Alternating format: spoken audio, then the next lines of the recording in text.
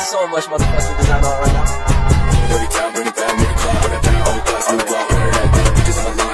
Assalamualaikum warahmatullahi wabarakatuh. Halo teman-teman. Baiklah teman-teman, di sini aku akan mempresentasikan tugas bakti tentang suatu kasus, yaitu maraknya pinjaman online ilegal. Sebelumnya teman-teman tahu nggak sih pinjaman online ilegal ini tuh seperti apa? Yaps, pinjaman online ilegal adalah pinjaman yang tidak terdaftar dan tidak diawasi oleh Otoritas Jasa Keuangan atau OJK, serta tidak memiliki aturan yang jelas. Lalu, apa aja sih faktor-faktor yang mempengaruhi seseorang untuk terlibat dalam pinjaman online ilegal?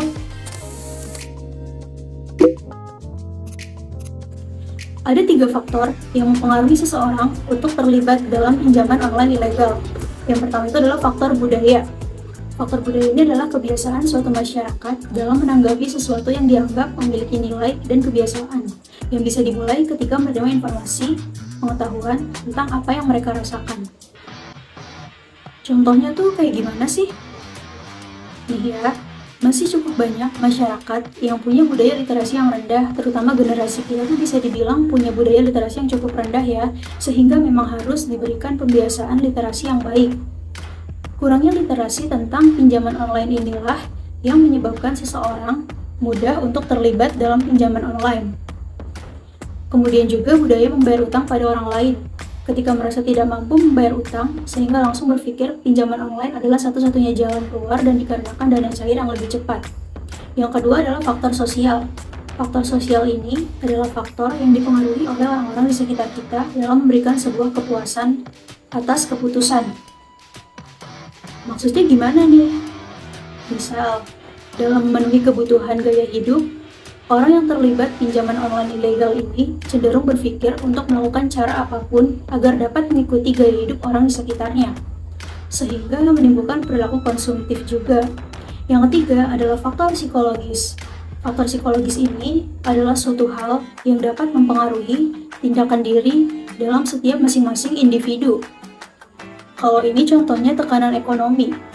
Orang terlibat pinjaman online ilegal karena kebutuhan yang benar-benar mendesak dan tidak tahu harus meminta bantuan kepada siapa lagi, seperti membayar biaya sekolah, membeli kebutuhan dapur, dan lain sebagainya. Lalu, apa dampak negatif yang ditimbulkan akibat terlibat dalam pinjaman online ilegal? Yang pertama adalah terlena dengan kemudahan pengajuan. Ketika sudah tahu kalau pinjaman online begitu mudah untuk diperoleh, proses pengajuannya juga sangat mudah, bahkan hanya lewat beberapa kali klik saja. Dalam satu genggaman tangan saja, kita sudah bisa mendapatkan pinjaman dana sesuai kebutuhan. Bukankah konsep ini sangat menarik dan terasa begitu menggiurkan? Tapi awas, kemudian ini justru akan membuat kamu terlena dan akhirnya tidak berpikir panjang.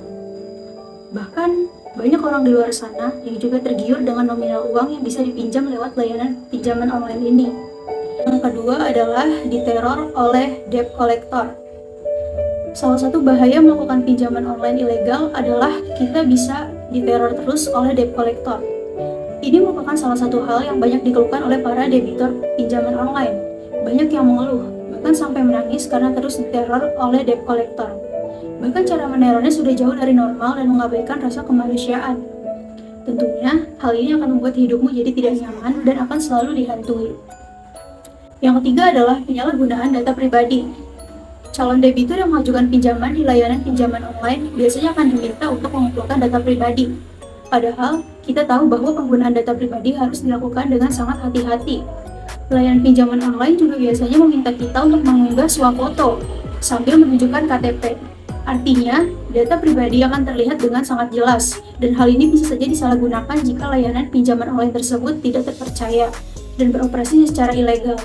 Yang keempat adalah merusak hubungan sosial. Kenapa tuh bisa merusak hubungan sosial? Karena dari pinjaman online, kita akan merusak hubungan sosial dengan orang-orang di sekeliling kita.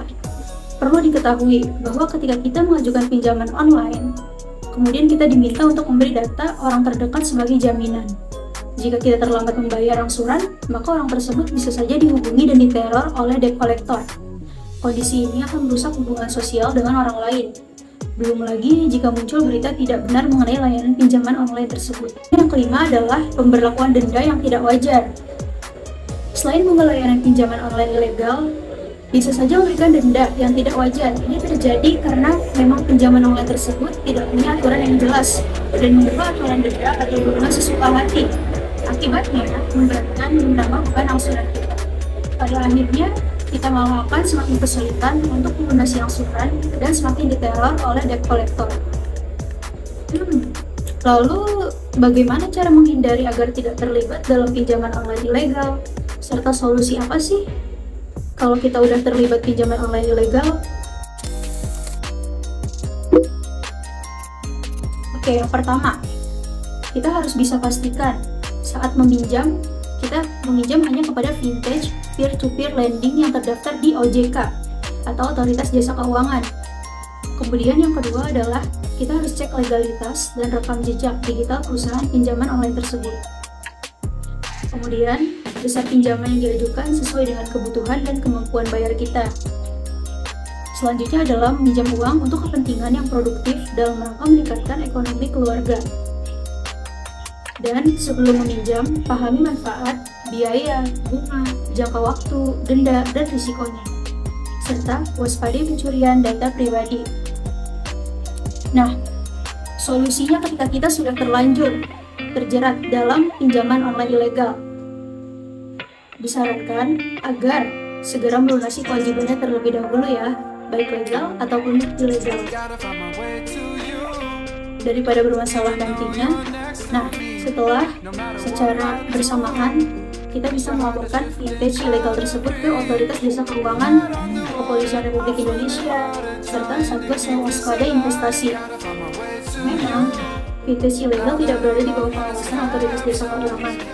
Akan tetapi, tak ada salahnya untuk melapor juga ke OJK supaya bisa ditindaklanjuti dan tidak ada korban berikutnya. Nah, jadi teman-teman, seperti itu ya, be selektif ya dalam memilih aplikasi pinjaman online yang dipilih. Ya kalau bisa sih, nggak usah deh sampai terikut-ikut gabung dan tergiur dengan pinjaman online. Sekian dulu ya presentasi dari aku, kurang lebihnya mohon maaf. Wabillahi taufiq wal hidayah. Wassalamualaikum warahmatullahi wabarakatuh.